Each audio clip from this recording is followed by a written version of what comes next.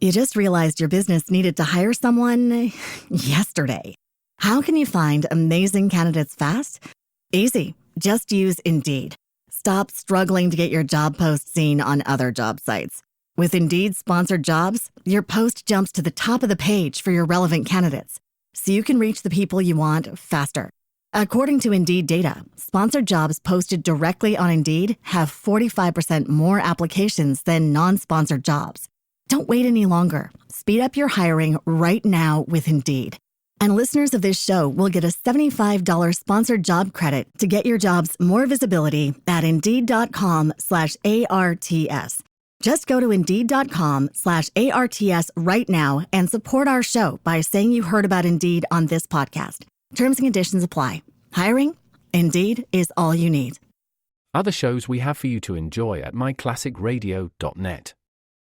The Avengers was most certainly not a household name in South Africa prior to the radio series. With no national television service until 1976, the mechanism simply was not present in the country to show television programs to mass audiences. While many other countries reveled in the filmed adventures of John Steed and company, South Africa was not equipped to join in the fun.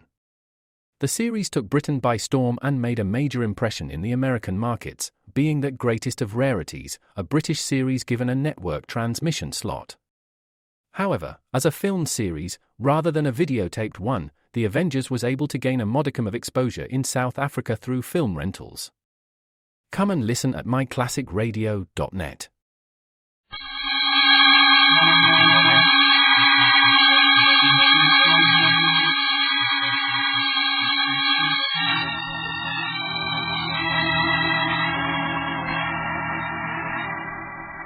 The Magic Detective, starring the world's greatest living magician, Blackstone. He tells you the inside story of Death Defying Death. And right after the story, Blackstone will explain tricks that you yourself can perform, reveal the guarded secrets of the world's greatest living magician.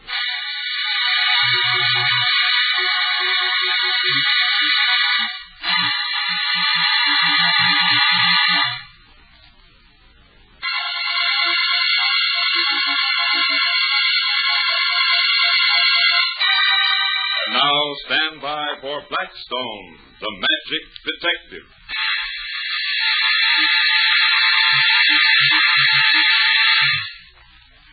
Blackstone, did you ever work on a midway? Yes, indeed I did. Years ago. Lots of magicians start out that way, working carnivals and country fairs. Well, when I was a kid, I used to love the acts at carnivals better than anything else in the world. I was firmly convinced that when I grew up, I was going to be an acrobat or a high diver. If I was very lucky, that is. Well, there's nothing particularly lucky about some high divers. Do you remember Steve Matthews, Blackstone? I certainly do, Rhoda. He was good and unlucky. Who was he, a high diver? Mm-hmm. He used to dive from a tower into a little tank of water about 6 feet deep. It was a wonderful stunt. Whatever happened to him? Murdered. Murder? Mm-hmm. But that didn't have anything to do with his diving, did it? You better tell Alan about it, Blackstone. Well, there was a carnival playing near here one day a year or so ago, and Rhoda and I went out to see.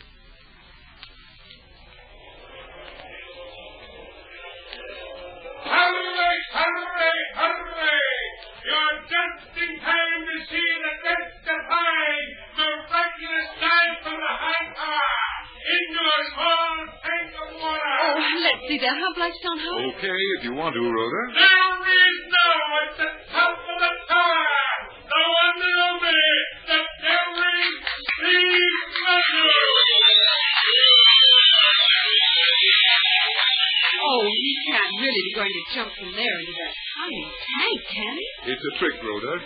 Don't worry. Well, that must be a darn good trick. That water isn't over 6 feet deep. Here's what you know, ladies and gentlemen. Watch and watch.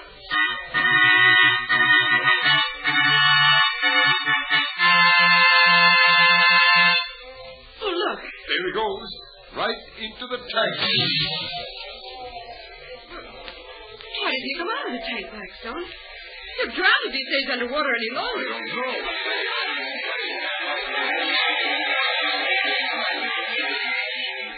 He's dead. Steve Matthews is dead. My husband. His neck is broken. Oh, Steve. Steve. I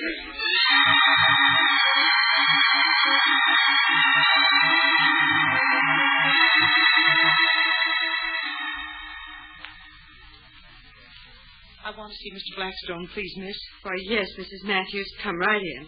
You know me? Well, Mr. Blackstone and I were at the carnival today. Then you know it was murder. Who was that at the door, Rhoda? It's Mrs. Matthews, Blackstone. Mrs. Matthews? Oh, I can't tell you how sorry Rhoda and I feel about that terrible accident, Mrs. Matthews. Accident? Accident? That was no accident. It was a murder. Oh, it can't mean that. But I do. I do. Mrs. Matthews, you're overwrought. That was a very tragic happening this afternoon, but murder? No. Your husband broke his neck as he dived into that tank. He probably made a deeper dive than he usually did, or he landed wrong. It must have been something like that. But you don't know what happened before he made that dive. He was threatened. Jerry Lynn told him that he wouldn't live after today. Oh, excuse me, I'll go. Go ahead, Rhoda. Is she here? Mrs. Matthews here? Why, yes, but... Alice, what are you doing here? I told you to stay at home. You can't order me around. I came here to tell Blackstone that you murdered Steve. Alice, my dear, I'll take you home. You're upset. Take your hands off me. Stay away. You're a murderer. Mr. Blackstone, you must realize that Mrs. Matthews has had a great shock. She's overwrought and doesn't realize what she's saying. I'll take her home. No, don't make me go with him. Don't. Nobody will make you go anywhere that you don't want. Please tell him to go away. Make him leave me alone. Mr. Lynn, Mrs. Matthews can stay here tonight. She is, as you say, very upset. Perhaps it would be better. We'll look after her. Well, if you think it's best. Good night, Alice. Remember, I'll do anything to help you. Mr. Blackstone, Steve Matthews was my best friend. I'd do anything for him. Or for Alice. Make him go away. Good night, Mr. Blackstone. Look after her for me. His best friend. What a lie. He hated him because I married him. He was jealous that I chose Steve instead of him. Jerry was in love with you? Oh, he thought he was. But really, he hated me. Just as his warped mind makes him hate everybody. When I married Steve, he said he'd kill him. And he tried once years ago. What happened? He tried to stab him, but I stopped him. Look, that's how I got the scar on my arm. Well, what happened then? Oh, we left the carnival, Steve and I. And we never saw him again until last week.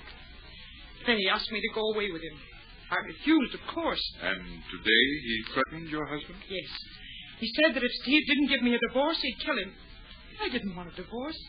I love my husband. I saw your husband make that last dive.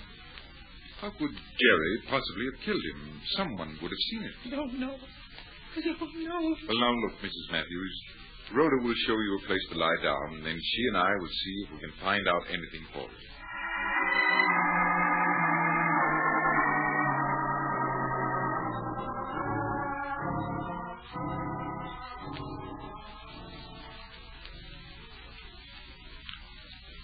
Golly, it's spooky here at the carnival this late. What are we hunting for? I want to go over to that death tank, Rhoda. It's over in this direction, I think. See, the dark gets me all mixed up. Yes, it is this way.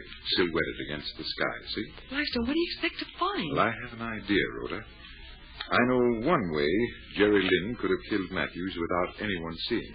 Oh, then you believe Mrs. Matthews? You don't think she's insane? If what I think is right... Oh, here's the tank. Well, I'm going to go inside it. The water's been drained out. Here's a flashlight. Oh, thanks, Rhoda.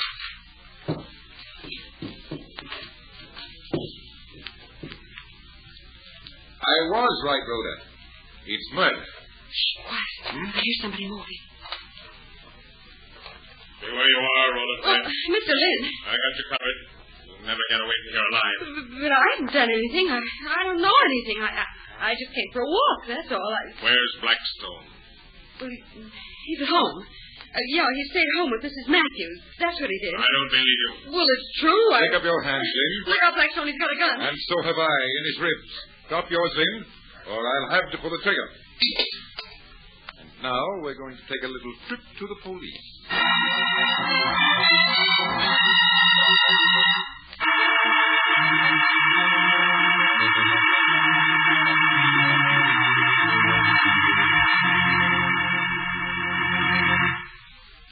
Now, maybe you understand understand how Jerry Lynn broke Steve's neck in full view of several hundred people. But I don't. It was remarkably simple, really, Alan. Oh, sure. How? Well, you remember I told Rhoda that there was a trick to diving into a shallow tank of water. Yes, Blackstone, you did. Those tanks are lined with canvas that forms a sort of safety net. The diver hits the water, which breaks his fall a little. Then he hits the taut canvas. It bounces him back like the net under a high wire. Oh, I see how he does it. But I still don't see what killed him. Had Jerry removed the canvas? No, that would have been noticed. He simply slid a moving platform on wheels under the canvas and loosened the canvas a little. Instead of bouncing him up, it made him land right on the solid, canvas-covered platform. So Mrs. Matthews was right. But tell me, how did you ever know about the canvas trick? Well, Alan, I'm a magician, remember? And it's my job to know all kinds of tricks. That's a part of my magic. And so, another mystery was solved by your knowledge of magic. Right, Alan. And now, Blackstone, what about a trick? Something really impossible this time. All right. Let's begin with a dollar bill. Your own, I hope. My own, since you insist. And next, I want an empty glass. Here's one. Will this do, Blackstone? Yes. Set it. You set it down too soon, Alan.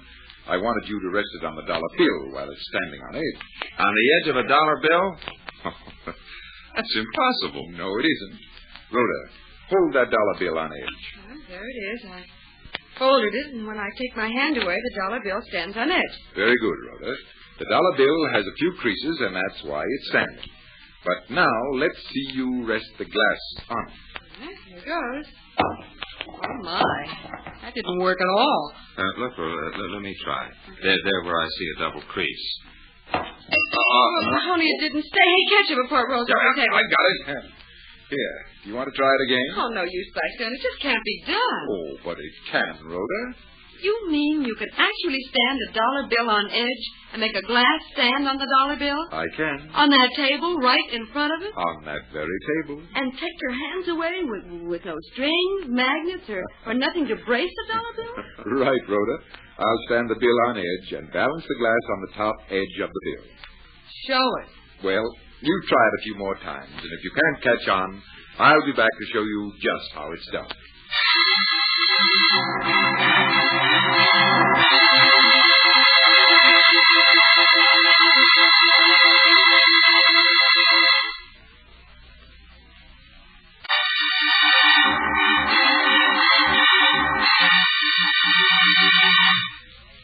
Here's your dollar bill, Blackstone. You mean you figured out the trick, Rhoda? Oh, no. I guess you've got to show me how it's done.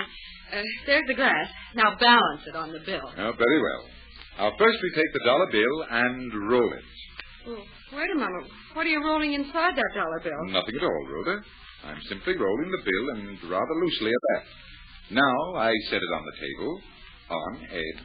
But you're still holding the dollar bill. Only to keep it from unrolling. It's now shaped like a cylinder, a little smaller than the diameter of the glass. Yes, that's right. So I set the glass carefully on the edge of the loosely rolled bill. I take away both hands. And the dollar bill is standing. The glass is balanced on its edge. The weight of the glass keeps the bill from unrolling. And the trick is done. A glass balanced on the edge of a standing dollar bill. I hope you like that trick, ladies and gentlemen. And until next time, this is Blackstone saying good magic and goodbye.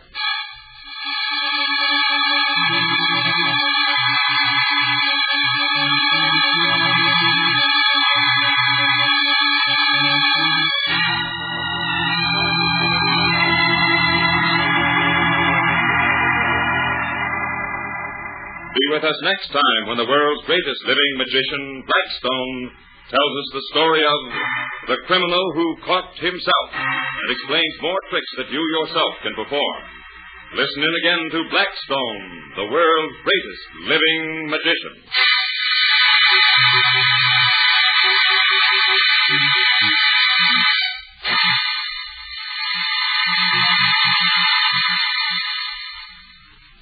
You just realized your business needed to hire someone yesterday.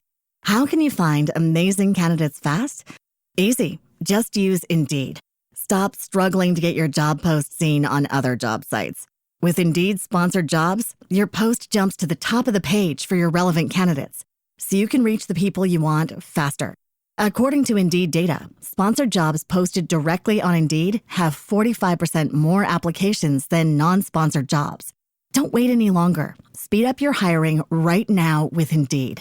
And listeners of this show will get a $75 sponsored job credit to get your jobs more visibility at Indeed.com/ARTS. Just go to Indeed.com/ARTS right now and support our show by saying you heard about Indeed on this podcast. Terms and conditions apply. Hiring? Indeed is all you need. Other shows we have for you to enjoy at myclassicradio.net. The Black Museum was a 1951 radio crime drama program independently produced by Harry Alan Towers and based on real-life cases from the files of Scotland Yard's Black Museum. Ira Marion was the scriptwriter, and music for the series was composed and conducted by Sidney Torch. Although often mistakenly cited as being produced for the BBC, the series was produced and syndicated commercially by Towers throughout the English-speaking world. Come and listen at myclassicradio.net.